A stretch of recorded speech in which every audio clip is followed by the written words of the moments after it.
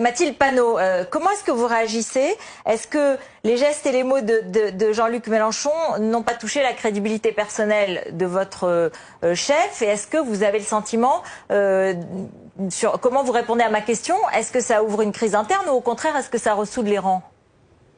On a eu beaucoup de messages d'encouragement de la part d'énormément de gens qui d'ailleurs ne sont pas forcément des rangs de la France insoumise, parce que ce qui s'est passé mardi, il faut bien le comprendre, est un acte extrêmement grave. Et d'ailleurs plusieurs partis, mouvements se sont exprimés sur la question, associations se sont exprimées sur la question, parce que concrètement, ce que nous ne voulons pas, nous sommes d'accord pour ne pas faire obstruction à la justice, et d'ailleurs, nous avons été à chacune des auditions sur lesquelles nous étions convoqués. Moi-même, je suis convoquée, j'irai et je répondrai à toutes les questions qui me sont posées, mais nous ne voulons pas d'un deux poids, deux mesures.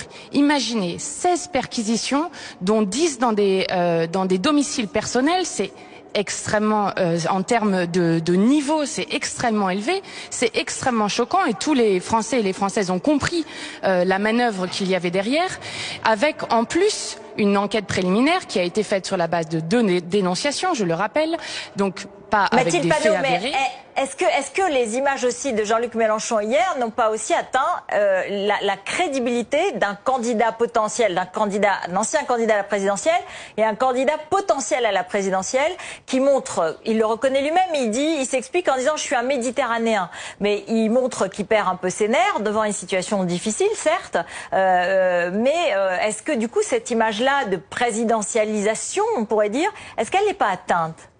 Non, parce que Jean-Luc Mélenchon a raison de répondre fortement sur cette question. Il a raison, parce que ce qui se passe n'est pas normal. C'est-à-dire que nous demandons la justice. Pourquoi Emmanuel Macron, La République en marche, n'a pas été perquisitionné comme nous l'avons été? Jamais aucun dirigeant politique, jamais aucun mouvement politique, et en plus la première force d'opposition le jour du remaniement, n'a eu à subir de telles choses. Et je vais vous dire plus que ça. C'est Emmanuel Macron qui va trop loin. C'est Emmanuel Macron qui va trop loin en étant extrêmement autoritaire. Savez-vous que le jour de la perquisition à Bure, où des militants sont en train de lutter contre l'enfouissement des déchets nucléaires, un militant journaliste a été jugé sans son avocat qui n'avait pas été prévenu, sans sa présence parce qu'il n'avait pas été prévenu? Il faut arrêter cette criminalisation des militants politiques. Nous sommes des militants politiques. Ils peuvent chercher dans tout ce qu'ils veulent. Il n'y a aucun souci là-dessus. Nous répondrons aux questions.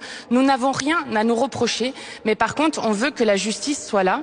On veut être traité comme tous les justiciables devraient être traités, et pas avec des perquisitions qui se passent sans PV à la fin, pas avec des perquisitions où le responsable légal de la perquisition n'est pas autorisé à y être, et ça, ce n'est pas normal.